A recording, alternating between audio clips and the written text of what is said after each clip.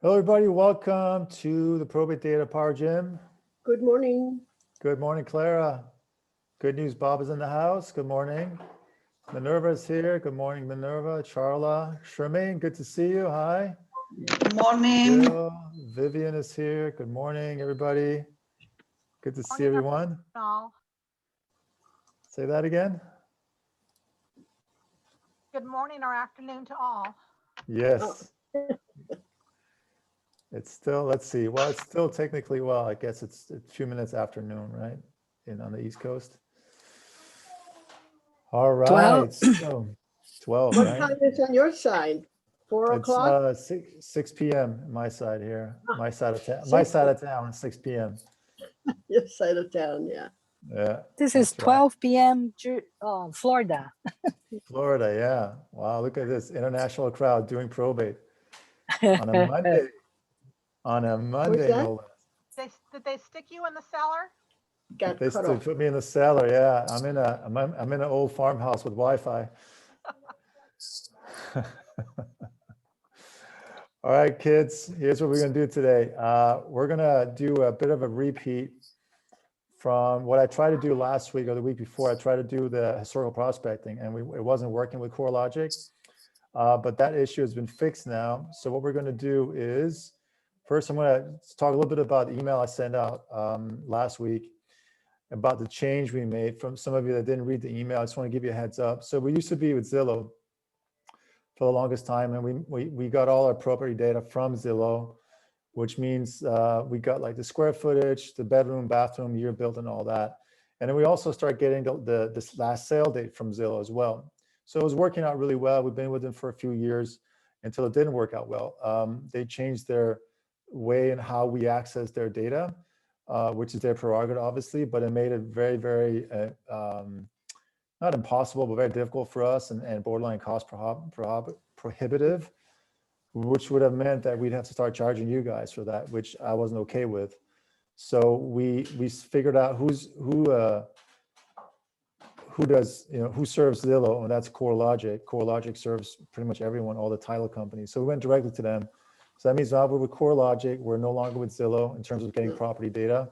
It doesn't mean a whole lot difference to you, other than instead of seeing like provided by Zestimate provided by Zillow, and this just says property data provided by CoreLogic. Like you always do, you have to do your own homework, check the MLS if it's sold or not. So that doesn't really change anything either. So that's the kind of the announcement that I wanted to just put out there that we emailed everyone about last week. So that change has been going on now for a couple of months, but we've been trying to work it out and trying to unwrangle ourselves from the Zillow and get in with the CoreLogic folks. So we made some updates to that. With all that being said, what I like to do, if it's okay with you guys, if you have any questions, obviously put them in the chat. But what I like to do, especially for those that are somewhat new to ProbateData, and for those of you that have counties where the courthouse is still closed because of COVID, or it's infrequent, or it's a hard time getting data there, I'm going to go over some of the historical prospecting, and hopefully this time it's going to work for me. I won't have egg on my face, and I'm going to look good, and we look, we're integrated with CoreLogic, so I've tested it, and we're going to do a few test samples and few test searches for different counties across the country. So very briefly, the historical prospecting is really powerful when you look up data on cases that have most likely the property hasn't sold yet. The way you do that is you look up a case that was filed 12, 18, maybe 24 months ago, but the last sale date is not within that time frame. So let's say I go back 18 months and I look up a case number, and the last sale date there is not within those 18 months. That tells me there's a really good chance that property is still a good lead for you guys. And I got to tell you, this strategy works really well, even if you're in counties that are super active and you're getting filings. A lot of agents are using this. They don't talk about it because it's a little best kept secret, but I figure if it works for one, it's going to work for all. And it's basically you're calling on petitioners that no one's really calling on, because most agents are just looking for that new case, that new filing. So I'm going to show you now how to use that and find that inside ProbateData. So if you're brand new to ProbateData, this is your first ProbateData PowerGym. Also, I want to bring to your attention that you can go to youtube.com/ProbateData. And you can see all our webinars there. You can see all the ways and how you can do searches and how you can look up cases. So there's two ways you get access to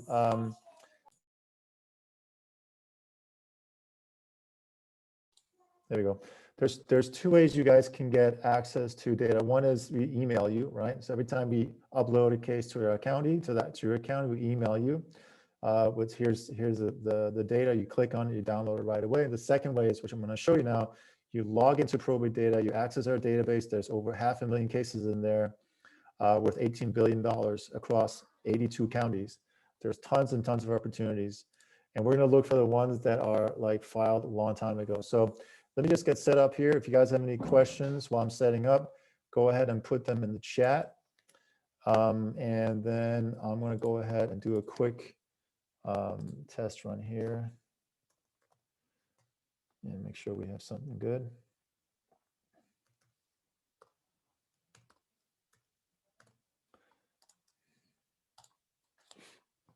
Okay. So here we go. I'm going to share my screen just a second, guys. I know I'm not sharing the screen quite yet. All right. So we're going to log into ProbateData. And inside ProbateData, when you log in, you'll be taken to your account home, and this is where you can watch the 3 videos here if you like. But you can also, if you scroll down, you can see here there's our support email, and you can also this is how you join us every Monday. But also here, instant access to our entire training library on YouTube. So if you click here, it takes you straight over there, right? So let me just put that in the chat for those of you that are new. This is how you get into that. There's the chat. So in here is your YouTube channel. All right, so we're going to do a search now. Let me just see. I'm going to start with my own county and go back there and go back in time, so to speak. But if you have a county you want me to do this for, just put it in the chat, say the county and the state, and I'll do that one next. But I'm going to give you the overall strategy and how it works and what it looks like. I'm cruising on one screen today, so forgive me if I'm taking a little bit extra time to move things around. So I clicked on new search, and then I get a map of the United States, and then I click on a green state, and then within that green state, there's available counties that I can search. So I'm going to go back 18 months. Actually, I'm going to go back 24 months. Let's go back to February of 2019. So I'm going to go back to February of 2019, see what comes up. So I'm going to do 2/1/2019, and then I'm going to do 3/1/2019. So again, what's really important to keep in mind here is I'm not going back in February 2019 till now. That will be thousands and thousands of cases. We're not looking for that. We're looking for a pocket, a window. So like you see in the screen, from February 1st till March 1st of 2019, that gives me a window about 2 years ago, right? And again, the reason we're doing this, we're looking for cases where the property hasn't sold yet. We'll see what comes up. Okay, so here you can see the last file date was 3/1, and I can sort here by date filed. And when I click it, it sorts it by from 2/1 and then going to 3/1, or the other way around from 3/1 going to 2/1. Now, if you see something that's blue, in my case, you'll see a lot of that, like blue pastel color aligned. That just basically means you've downloaded it before. So don't be alarmed if you see that. It's okay to download it again if you want to do that. It's not a problem at all. But specifically for this particular strategy, we're looking for cases that most likely have not sold yet. So you see this column over here on the right-hand side? For those of you that are driving, just be careful, please. There's a replay. I'm recording this. It's going to be on YouTube, so you can watch this again. You see the last sold date here. So when I click show, what we're going to do is we're going to ping CoreLogic right now. And if we find something on CoreLogic, it's going to pull it back and tell us the last sold date. So if we see an NA, that means we couldn't find anything. But if we see a date, that means that's the last sale date. And I'm going to do show all cases. So I have something a little more to scroll through here. So right now we found some already, July 2020, January 2020. Oh, here's an interesting one. This is 2010, November 19th, 2010. I'm gonna select that one over here.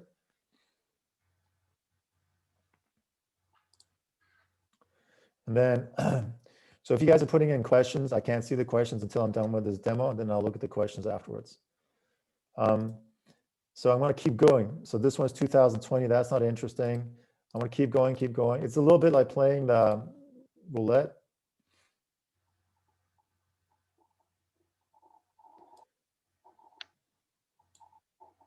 Let me see here. Is there an audio problem? I just saw that.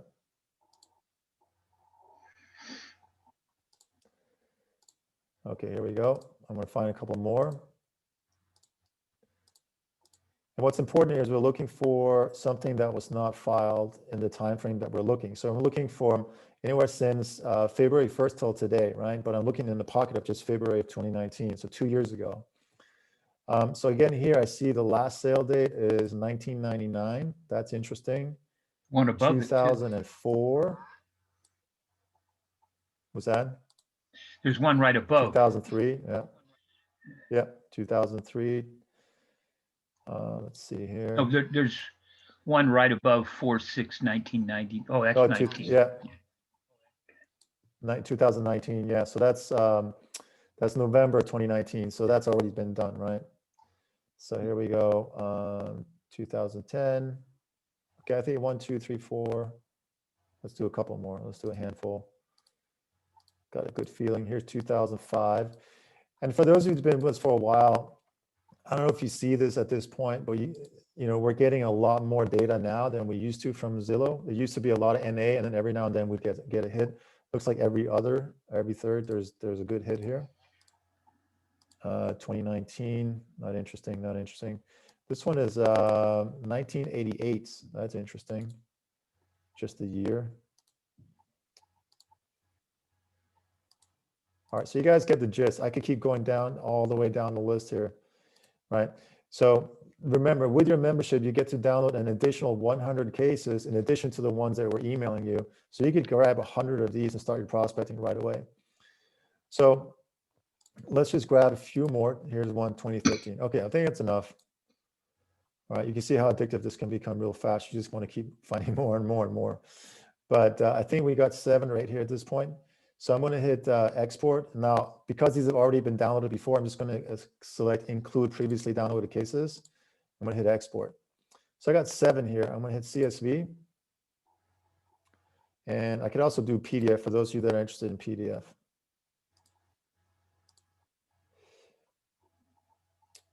And I'll address questions in just a moment. Okay, I'm going to close it. And we're going to open up the spreadsheet.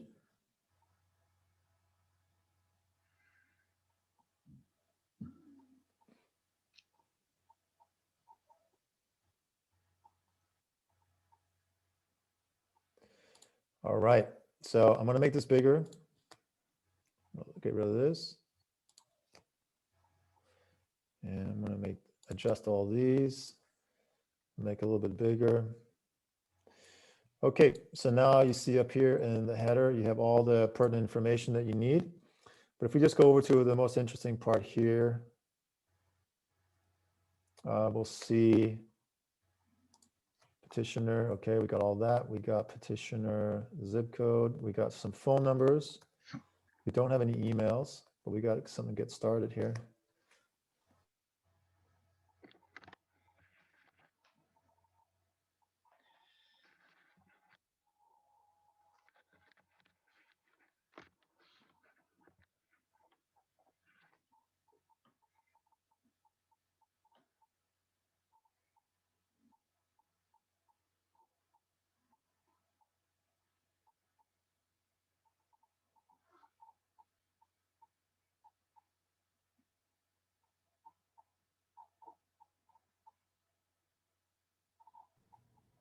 Did we lose him?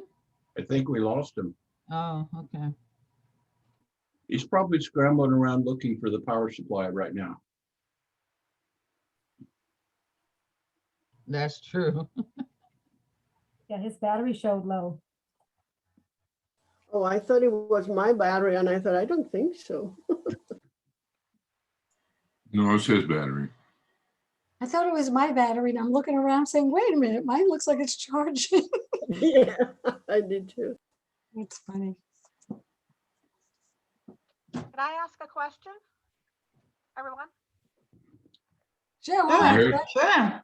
On business cards, on your business card, are you, how many, are you using a separate one as opposed to just putting it on your normal realtor business card? I have mine on my normal business card, but I have a message about intestate and intestate from my state. I use two. I have two different. Two different. Just because it has the website that leads to the, the landing page. I'm in UPLC. That Okay. it goes to the landing page for the book and all of that. Yeah, I have a separate one also, separate LLC for it. Completely different business Okay. for me. I'm not separate yet. I just ordered business cards, so I had it part of the designation, if you will. It's on the back side of the card. I'll see how that The goes. reason I I'm did just separate. getting started. What is this landing page you're talking about? UPLC is like another level to the MTI education.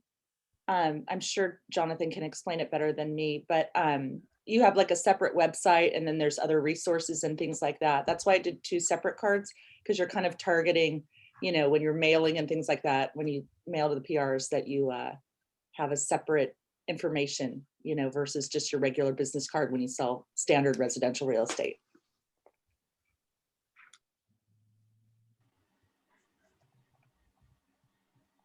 Do you mind sharing how much extra do you pay for that? Well, I paid for a year in advance. It's $100 a month, or you can pay for the full year, which is $1,000. Sorry about that, guys. I got on like a whole thing about UPLC. We started talking about business cards, and then so there might be some questions. I'm like, Jonathan will be better at talking about it. So forgive me if they take a left.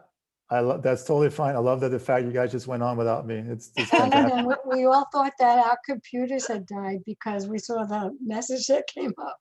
No, it was just me. It was weird. Sorry about that. That's okay. Oh, it's not that weird. My battery ran out. Poor planning on my part. All right, let's get back to the show, the main program here. Back to the screen. I'm going to share it. And we were looking at the, we got as far as looking at the spreadsheet, right? Yes. Okay, here we go. So, and those of you that are familiar with this, you've done it with me a few times, you could pretty much take over at this point if you want to.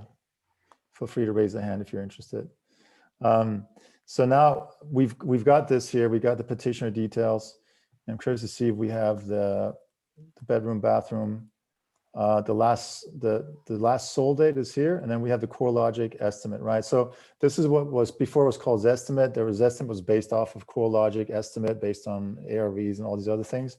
But if you just look at, this is what they pulled from their properties, their database. So if we just look that up here, and we just summarize this all together, we're looking at about $6 million worth of listings here. And keep in mind, this is just 7 properties. You do your own background work. There's a couple things you're gonna find out here. Maybe 20% of them or 30% of them, they're not gonna be listing potentials because there was no need to sell it. They just transferred the property within, there's no actual sale date, or just a property transfer within the family. Somehow they made that happen. Or there was no need to sell the property. Maybe, grandpa had a lot of stocks, a lot of cash in the bank, and they didn't need to sell the property. They decided to just hold on to it. And that was that. But at any rate, that means that there's a good 70% or so where there's an opportunity here. This means that you can now reach out to them and say, look, I'm just curious. And this is all you got to say. You say, hey, this is good news, Bob. I'm just calling because I'm curious. You filed for probate almost 2 years ago, and I see that the property is still in your grandpa's name, and is there anything I can help with? And it seems like this is a long time. They'll say, who are you? What do you want? Whatever they say. And the reason why I'm calling is I'm a specialist in probate, and this is my area, not just of expertise, but also the area, the community that I serve. Is there anything I can do to help you with this? They'll tell you one of 3 things. No, we're good, thank you. Don't call again, everything's settled. We don't have a property, I don't know what you're talking about. Or yeah, actually, we're finally getting to a place where, you know, this has been a nightmare. You go, really, I'm sorry to hear that. Is anything, what's your biggest challenge right now? Go straight to Brad's favorite question. What's your number one challenge right now? I might be able to help. You know, I have a network of professionals that I work with, and you get them to talk. I can't tell you how many times we get a message or an email or a Facebook post from someone saying, I did it, and the petitioner was delighted to hear from me. That's not something you hear every day. When you call in petitioners that just filed, they're getting a bunch of calls and letters, and they're overwhelmed. They may not be that open to talk to someone about listing a property, but if they filed 2 years ago and no one's calling them for almost 2 years, and they're forgotten basically in the lost and found bin, then, you know, you calling and asking if you can help with anything could be a breath of fresh air for them. So keep that in mind when you do this strategy. All right, now let's just say we look at this and we say, well, that's a lot of properties, 330 something, right? How can I fine tune this? So the way you can fine tune this is by going in and changing the search. So now we can go say, well, I want to find the ones that were like from February of 2 years ago. And I want to find the ones where the petitioner is outside of, in this case, my state, which would be California. So now I'm really cherry picking, right? Now I'm looking for the ones where the petitioner was outside of California in my situation, because I'm looking inside of, you know, downtown LA and Antelope Valley in California. So I'm looking for out-of-state petitioners that no one's talked to for 2 years, but I still faced with a situation.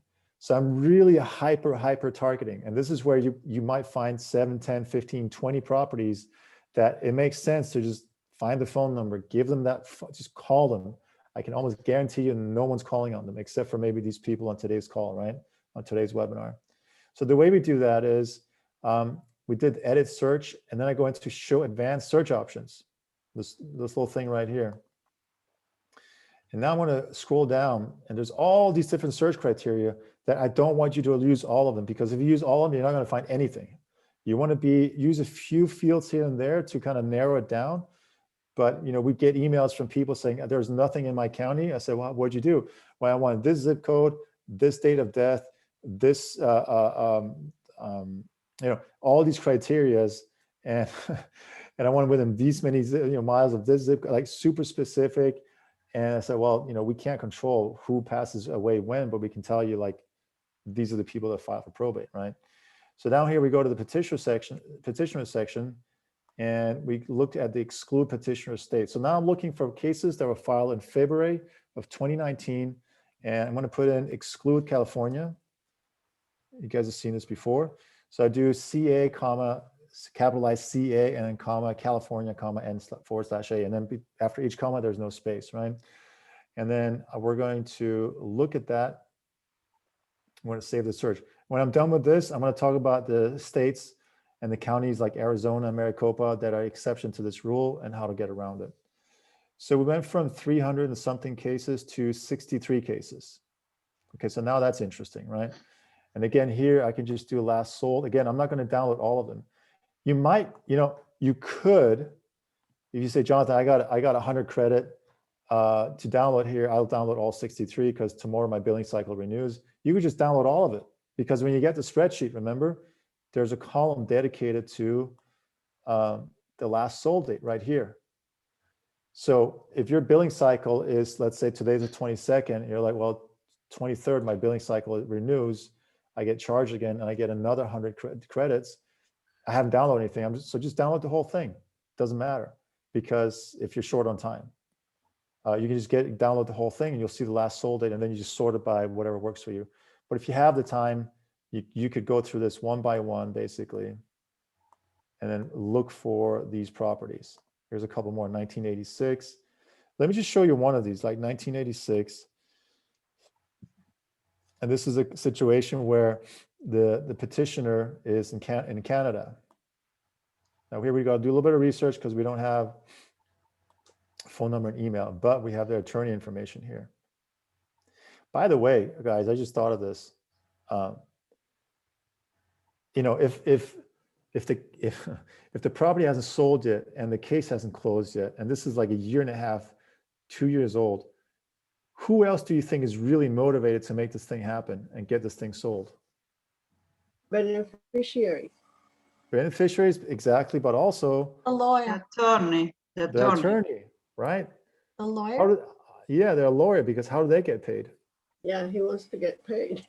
Yeah, he or she wants to get paid. They did all the work and now it's just sitting there hanging for like a year and a half, 2 years.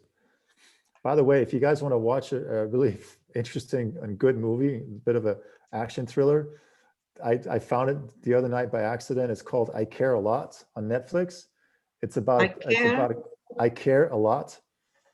It's a really good movie. You guys really get a good laugh out of it. It's about a guardian who goes into probate court and it's a bit of a thriller. She takes advantage of elderlies, and until she tries to swindle the wrong woman who's connected to the mob, and then it kind of unravels from there.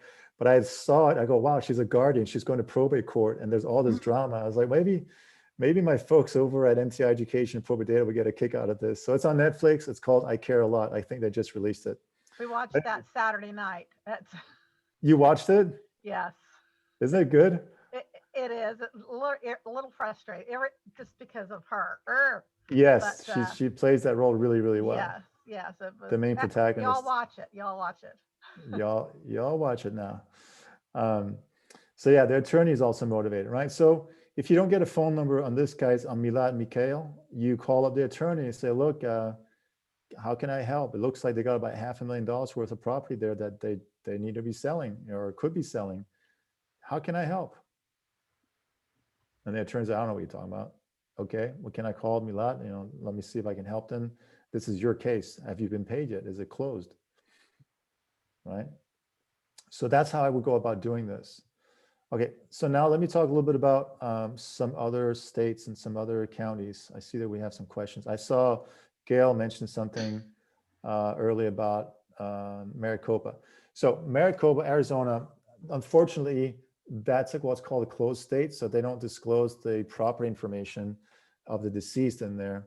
So that means this little gold mine doesn't really exist for you unless you go back and you hire an assistant to do all the grunt work and look up the property tax records, reverse engineer from there, and then do what you regularly do, right? But you can't use ProbateData to filter it all out. That's what I'm saying, and I know that sucks for those of you that are in states and counties where they don't disclose everything. There's nothing we can do about it. I wish there was. I really wish we could crack the code for you. But if it doesn't get disclosed in the petition for probate, we don't show it on our database, basically. So in your case, Gail, and others that are in Arizona, it's more work. But I can tell you, if you find a way to do it systematically, do it with an assistant or a virtual assistant. I can tell you that most agents won't do it. That means all the more, rewards for you. Thank you. Yeah, absolutely. Paul's asking, does the $100 monthly credit roll over month to month? No, it does not. If you don't use it, you lose it. When there is an interfamily transfer on title, does that trigger the need to go through probate? I don't know. I think interfamily transfer on title doesn't trigger probate necessarily. I could be wrong, but I don't think so. Is there someone here on today's webinar call that knows more about this? Carrie's question. I think interfamily transfer is not probate.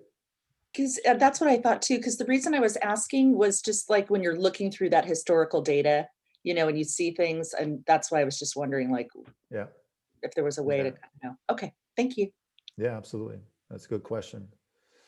All right, let me see if there's any questions related to what I just showed you guys, because I wanted to show you this last week and I didn't get to do it, and we did it this week. Is there anyone who wants to see how this works in their county? Let's see if we can pull this up in your county as well. Good news, Bob. What county are you in? Cook County. I'm in Montgomery County, Texas, but I was asking for Harris County. Harris County. Okay. Yeah. Let's take a look at Harris County and what the situation is there and how much they disclose. Again, it comes down to if they disclose the decedent's information. I'm just going to do a regular search real quick here. Where's Harris? There you are. You guys are not seeing my screen, right? No, not yet. No. Okay. just a second here. So I think with Harris, I'm going to try something else. I'm going to share in just a moment. Let's do.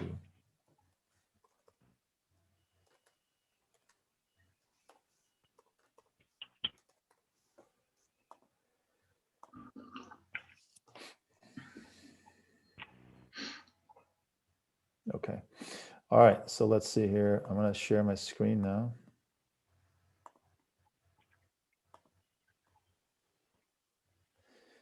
And there we go. Okay, you guys see this now? So I did the same thing for Harris. I went back from June through July of 2019. So I'm back about 18 months or so. And here you can see some of them we have zip codes, some of them we don't. So what I would do for you is I would sort by zip code because these are the ones you're most likely going to find something in. So here you see 513 entries. So I'm just going to show all, and I'm going to see there's a good amount of people, a good amount of listings here, a good amount of properties with zip code.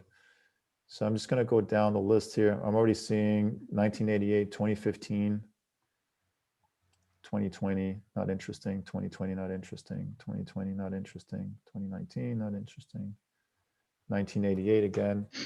So Bob, do you see here? These are the ones you do. So it works for most of the counties. I shouldn't say all, because that's just rubbing salt in the wound of people in Arizona. Sorry. But I gotta tell you, Gail, if you crack the code on this and you find a way to systematically do this and just go through it with a virtual assistant, it might be worth the trouble, because also what you could do is here's what I would do. This is how my mind works. I'm like, how can I get someone really talented to do this on an ongoing basis, like a machine, like a system, right? I would figure out how to do it myself first, right? I would go back, say 18 months, and I would look up probates 18 months ago, and I would look and see which ones are closed. I think you can see on the probate courthouse website.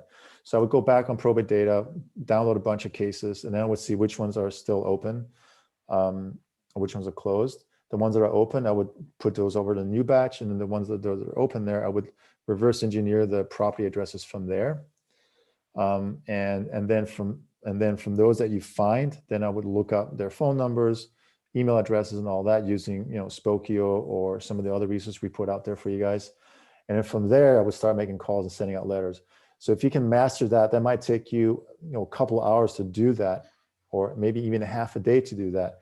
But if you record every single step of the way and you do it once, twice, 3 times, then the 4th or 5th time, you're like, okay, now I can actually record my screen, turn it into a manual, and hire someone at $5 to $7 an hour to do this 5 hours a week for me. And then if you've got that system down, and now you can look up these past historical leads in Arizona where we're not able to do it, but now you're able to do it for yourself. I can tell you, you'll find. And by the way, the agent that went from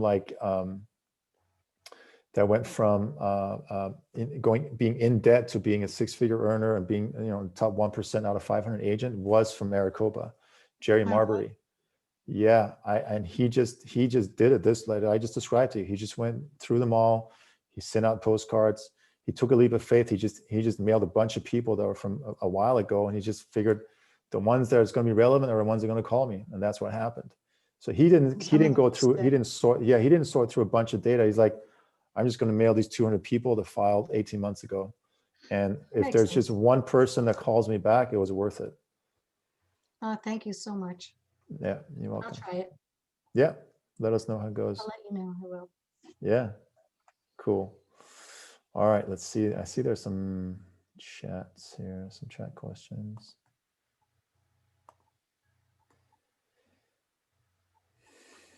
Okay, Ronaldo, Cook County. Sure, we can do Cook County. All right, I'll take a few more questions here. So Yanni is asking, are we allowed to call the phone numbers all phone numbers for the petitioner? Are any of them going to be in a do not call numbers? So this is where you got to do your own scrubbing. You got to find your own resource to scrub. And if you want to look up do not call, if they're on the do not call list, you just don't call them. You go on door knocking, you mail them a letter. If you get multiple phone numbers for a petitioner, it's up to you how you want to reverse engineer that and how you want to look up the do not call. Let's say if you have a landline and a phone line and a cell phone and another cell phone, and one of them is on a do not call, but the 2 others are not, it's at your discretion how to do it. Cook County. Yeah, we can do Cook County. Let's do that. Lance King, do you have to have the address, or can you just call them and say, I'm calling about your probate home? Well, ideally, Lance, if you're calling them, you know the case and you know that there's a property there. If you don't have the address, what Mike likes to do a lot of times, he just calls up assuming there is property there, and he likes to say, hey, this is my tourist, you don't know me. But I'm just curious, you're the petitioner of the estate, and are you going to sell or rent out the property? And they're going to say, I don't know what you're talking about. There is no property. Go, oh, my mistake, and you move on. Or they're going to say, well, we haven't decided yet. And then you just kind of dig deeper from there. I don't have any sample postcards.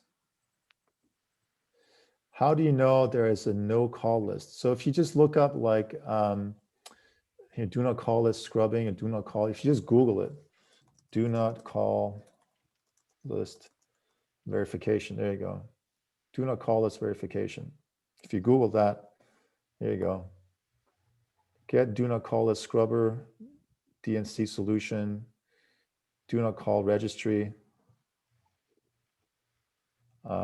There's a bunch. Just Google it, guys.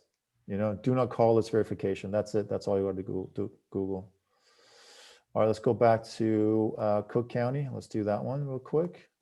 So again, the way I start is I do a new search. And I go to Illinois. And let's go back. Let's go back 2 years on that one, just because it's easy.